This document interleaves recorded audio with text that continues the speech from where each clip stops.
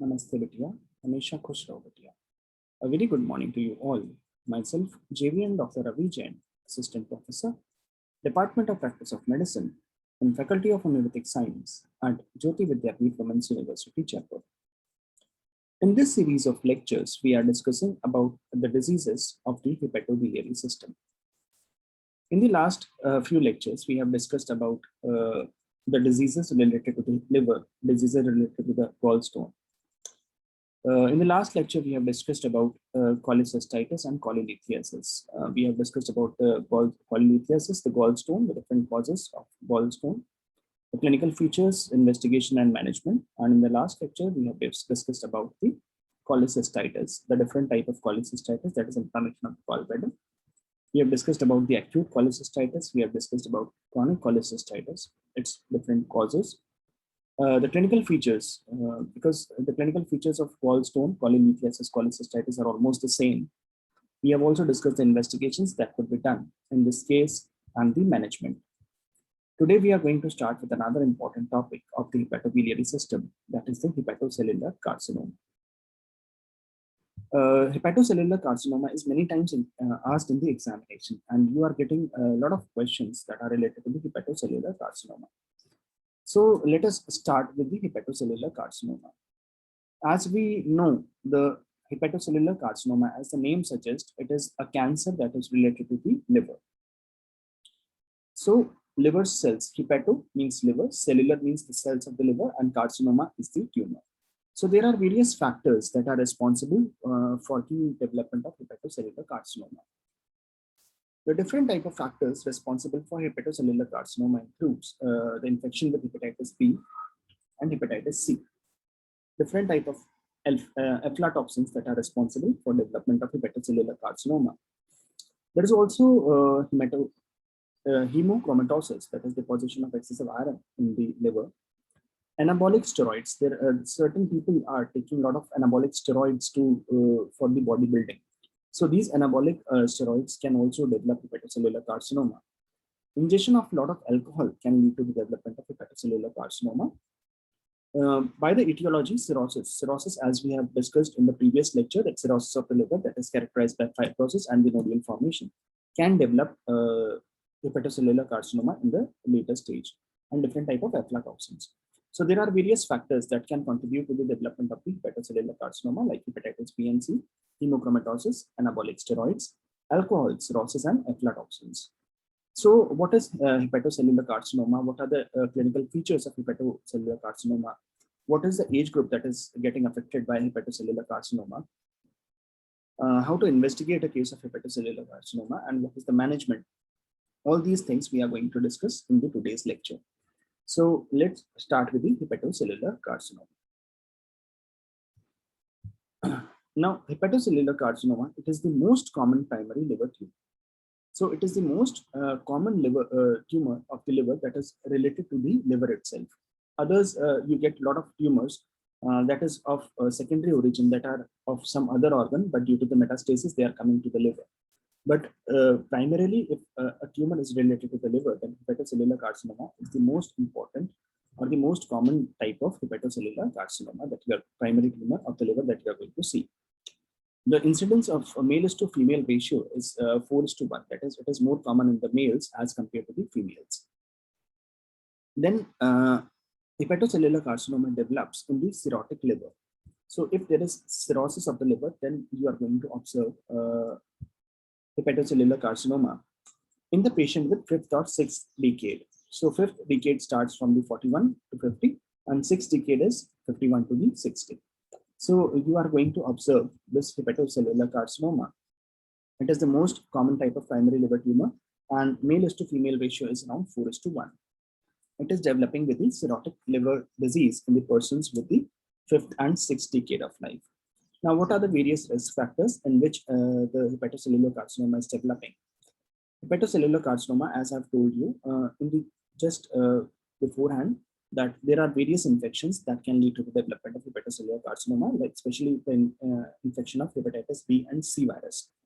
The other risk factors includes the increased risk in cirrhosis due to hemochromatosis, that is excessive deposition of the iron, There can be alcohol consumption, non-alcoholic steatohepatitis that we have discussed a few lectures back, and alpha-1 antitrypsin deficiency.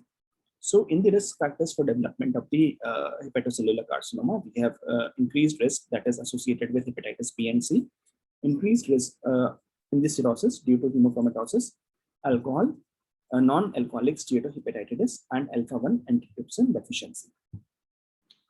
Now, what is the appearance of this particular tumor, that is hepatocellular carcinoma, macroscopically?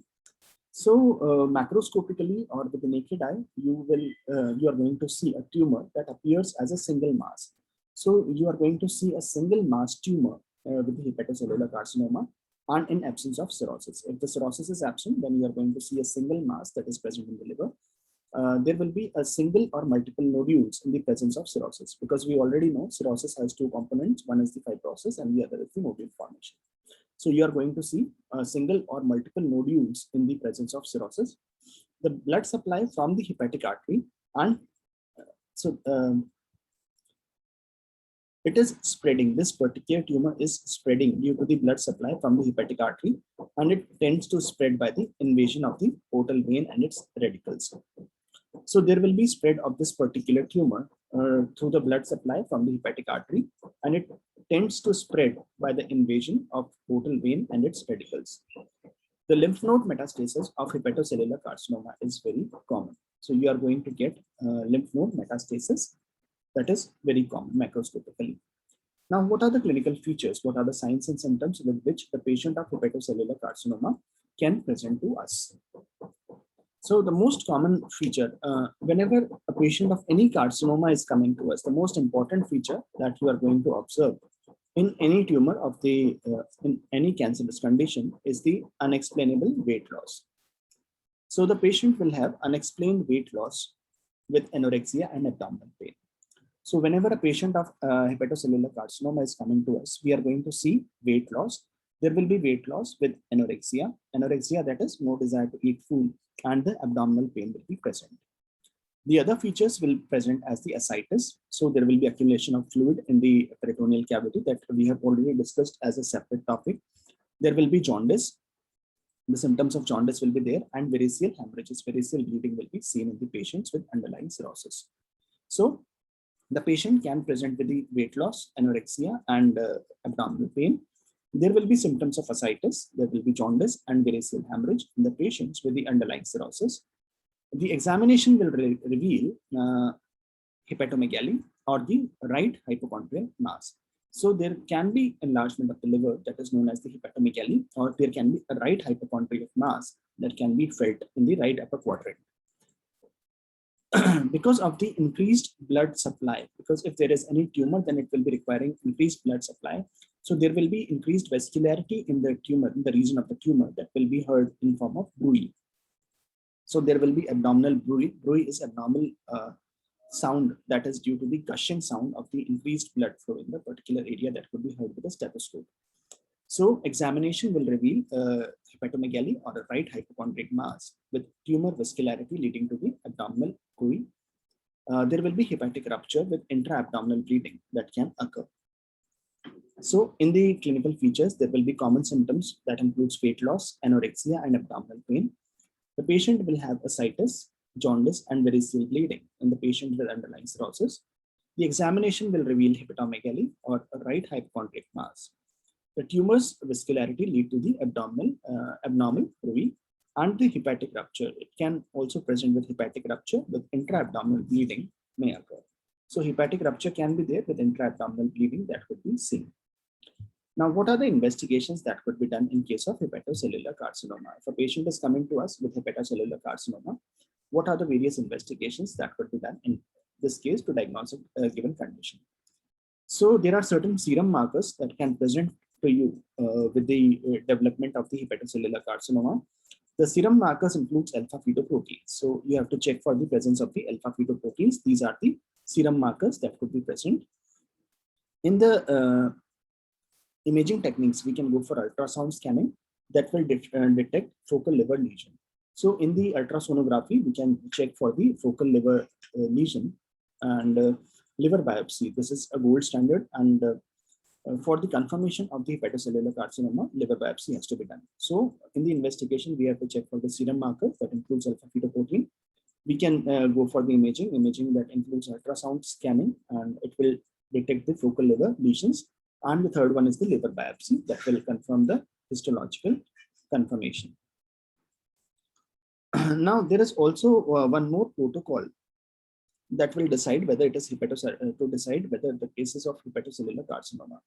So if a patient is coming to us with the cirrhosis or mass or nodule, so if a cirrhosis is present and you are observing a mass or nodule in the abdomen, and then based on the size, we can decide whether it is hepatocellular carcinoma and what investigation are to be done. So if the nodule size is less than 1 centimeter, then we have to follow up and repeat ultrasonography at the interval of 3 months. But if the nodule size is greater than 1 centimeter, then we have to check the typical features in the CT or the MRI. If it is confirmed, then it will be hepatocellular carcinoma diagnosis will be confirmed. If the features are atypical of hepatocellular carcinoma in the CT or MRI, then we have to go for the biopsy. If the biopsy report is positive, then we will diagnose hepatocellular carcinoma. But if it is negative, then we have to again do the biopsy, and we have to check for the if the features are present for hepatocellular carcinoma, then okay. If the second biopsy is still negative, then we have to follow up the nodule every 3 months with the ultrasonography. So this method has to be repeated in the patient in order to confirm whether this particular patient is having hepatocellular carcinoma or not.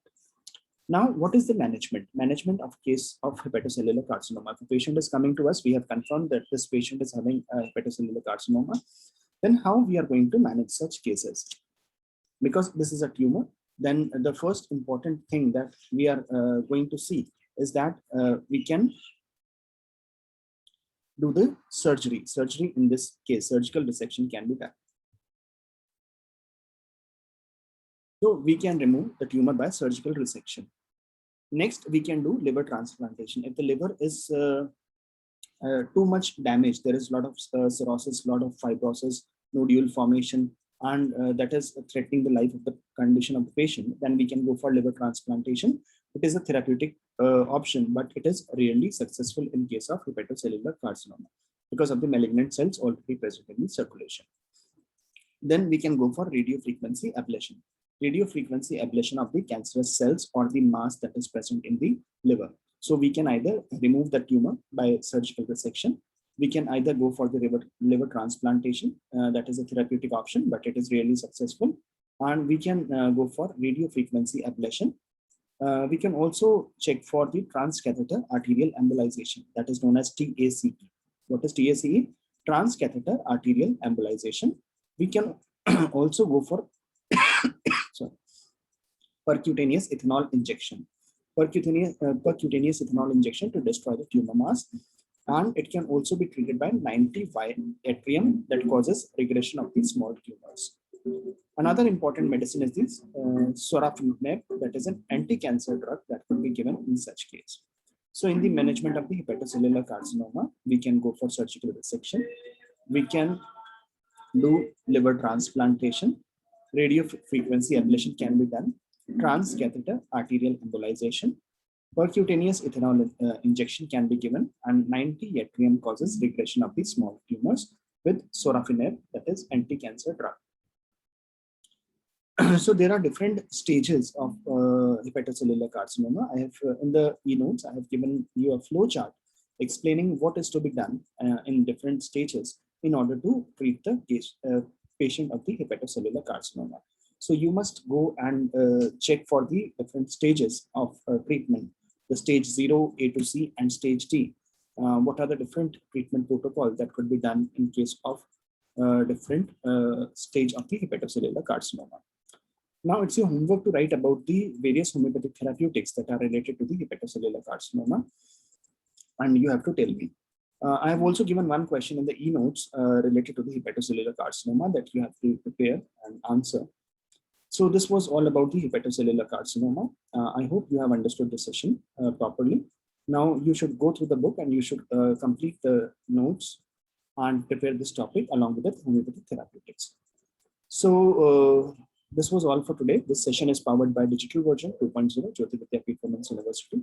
I hope the session is clear to you. If you have any query, please mention in the comment box and I'll try to resolve it. So this was all for today. Thank you very much. We will be meeting in the next lecture with a new topic. Thank you.